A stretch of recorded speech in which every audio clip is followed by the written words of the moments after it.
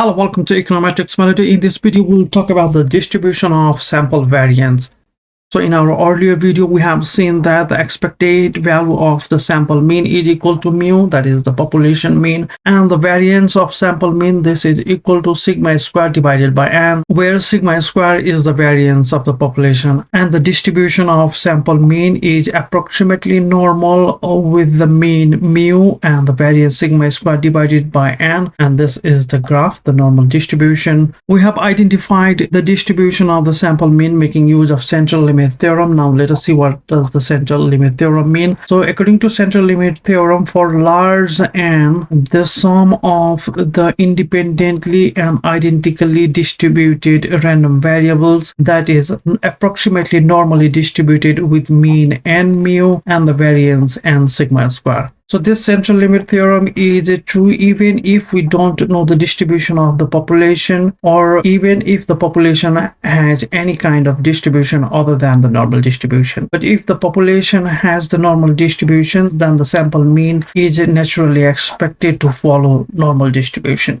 So when a random variable x, it follows a normal distribution with mean mu or variance sigma square, then its z score x minus the deviation from the population mean, and when scaled with the standard deviation of the population, so this follows a standard normal distribution with mean 0 and variance 1. Similarly, for the sample mean, according to our central limit theorem, it follows approximately a normal distribution with mean and variance sigma square divided by n, and we can construct a z score. We take the deviation of the sample mean and the population mean, and we divide it by the square root of the variance of sample mean, and this again follows a standard normal distribution with mean 0 and variance 1. So in the first case, our z score is for the random variable x, and for the second one, our z score is for the mean.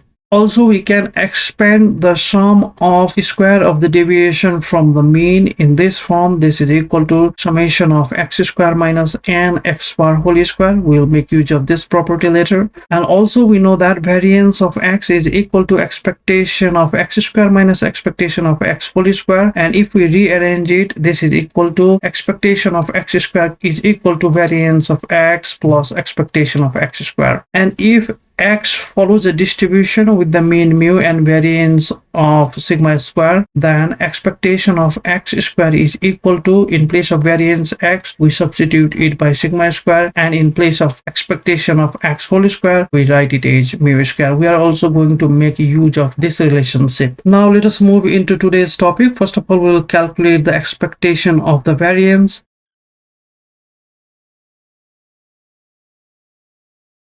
Now we have seen that expectation of x square, this is equal to the variance of x and then plus expectation of x and its square.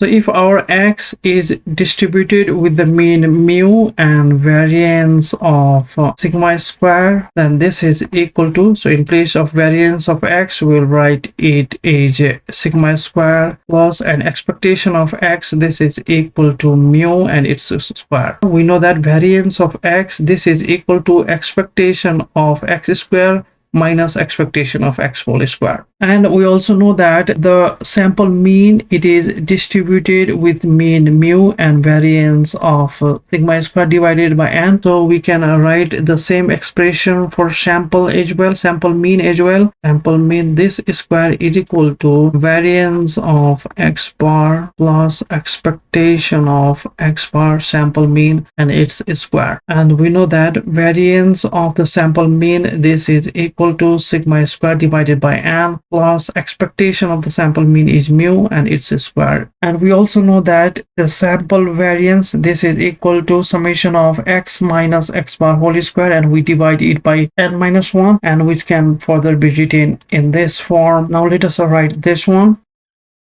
and we can expand this term as summation of x square minus n x bar square. Now let us take the expectation on both the sides. So this is n-1 is constant, so this comes out of the expectation, and we are going to write it as expectation of x square. This is equal to, and the expectation of our right hand side, we can take the individual expectation. expectation of the sum, this is equal to the sum of the expectation. So sum of the expectation, here n is constant and we're left with expectation of x bar square. So this is equal to sum and expectation of x square. We can take this value because expectation of x square, this is equal to sigma square plus mu square. So let us write it is sigma square plus mu square minus n. And similarly for the sample mean, this is equal to sigma square divided by n plus mu square. We have written it from this relationship. So this is equal to summation of sigma square. So is sigma square, it has certain numerical values. So this is constant, and if we summing it n number of time is equal to n sigma square, and the same applies for this mu square and mu square minus, and if we operate it again, n sigma square divided by n plus minus minus n mu square. And it cancels out, plus n mu square minus n mu square, they cancel out. So we are left with n sigma square minus sigma square, and this is equal to, let us take sigma square is common and n minus 1, and by the axiom of equality, so we cancel n minus 1 as well. Here s square, it is our sample variance, and sigma square, it is our population variance. And in the case when the expectation of the sample statistic, if it is equal to the population parameter, then this case is called is the unbiasedness. So had we divided the sample variance by n, then our estimate would be biased estimate, and that is the reason why we divide the sample variance by n minus 1, then we get the unbiased estimate. So we have calculated the expected value of the sample variance. Now let us try to calculate the variance of the sample variance. And let us divide it by the variance of the population on the both sides. And this is equivalent to, so this is some sort of our z-score. So let us consider it as a z-score because it has a tendency of being a z-score. X minus x bar, the deviation from the mean, and we scale it by the variance. So this is a standard normal distribution. It has a tendency of being a standard normal distribution, and the square of the standard normal distribution is a chi-square distribution, and the x minus x bar whole square, this is related with the variance of the sample. So this has a chi-square distribution with n minus 1 degrees of freedom. Because to calculate the sample variance, we divide it by n minus 1. Therefore, we have chi-square n minus 1 degrees of freedom.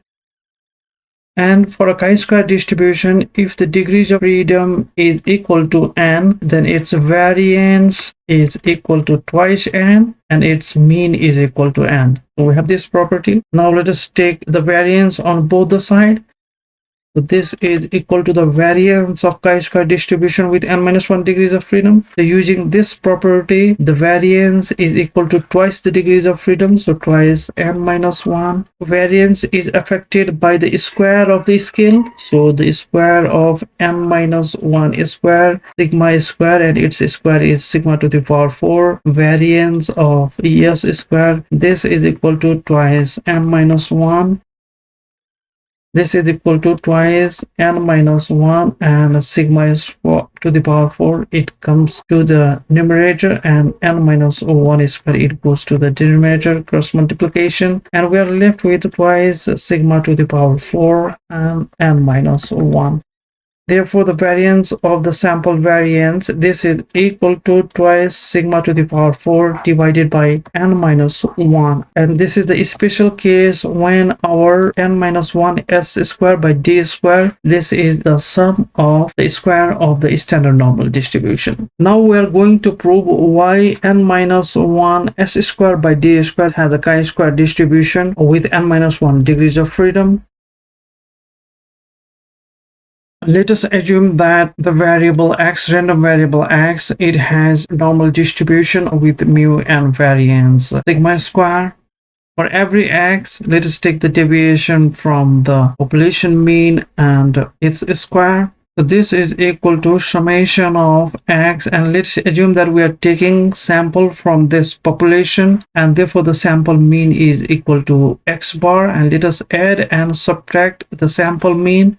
So we can express the sum of the square of the deviation from the mean in this form. We have introduced the sample mean as well as the population mean in this relationship. Now let us consider this is a and this is b, and let us expand it, a plus b whole square, and let us operate the summation as well, plus twice is this is constant, x bar and mu they are constant, twice, let me write b first, twice b into summation a.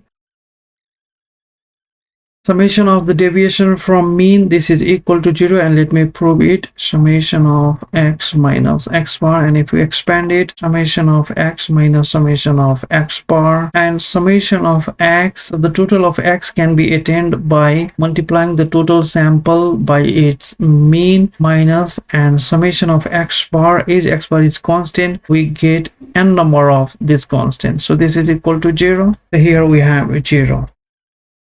So this term is equivalent to twice covariance of AB. This term, if it is 0, this is equivalent to covariance of the first term and the second term being equal to 0, and this indicates that the first and the second variables, they are independent. And here our first variable, this is going to give us, this is related with variance of the sample, and this second term or variable, this is related with distribution of the sample mean. So from this relationship, we can say that the sample mean and the sample variance, they are independent because their interaction term is 0. Therefore, we can say that the sample mean and the sample variance, they are independent. Now let us exclude this part and let us write it as, and summation of this is constant, sample mean and population mean, they are constant. So this is equal to n.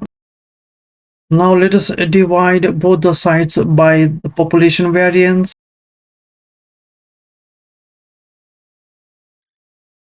And summation of x minus x bar whole square, this is related with the sample variance, and this can be further written as n-1 and the sample variance divided by the population variance plus, and we can also express this term as, so x minus mu square, this is related with the population variance, and in order to calculate the population variance, we divide it by n, and this is our x minus mu divided by sigma. This is also a z-score, and x minus mu divided by sigma, this is our standard normal distribution, and the square of the standard normal distribution, this is the chi-square distribution with 1 degree of freedom. We are adding n number of square of the standard normal z-score, so this is actually the chi-square distribution with n degrees of freedom. And let us leave this term for the time being and explain this. So this is our z-score related with the sample mean. Here this is our standard deviation of the sample mean, and here it was the standard deviation of the population. This is also our standard normal distribution. This is also our z-score for the sample mean, and we are taking the square of it, and we have already stated that the square of the standard normal z-score, this is chi-square distribution with 1 degree of freedom. So here we have n, let us take a tentative indication, and here we have 1. So in order to balance this, we must have n-1 over here, and as we have started with the chi-square distribution, and the distribution property should be preserved, therefore n-1 s square by d square, this should be chi-square distribution with n-1 degrees of freedom. And is their interaction term with 0, so that is why we say that the sample mean and the sample variance, they are independent, as well as n-1 s square by sigma square, this has a chi-square distribution with n-1 degrees of freedom. In order to attain this property from this relationship, we have stated that the square of the standard normal distribution, this is our chi-square distribution with 1 degree of freedom, or the square of the standard normal z-score, that should be equal to chi-square distribution with 1 degree of freedom. So this is it for this tutorial. Thank you very much for your time. Thank you very much, Econometrics Melody.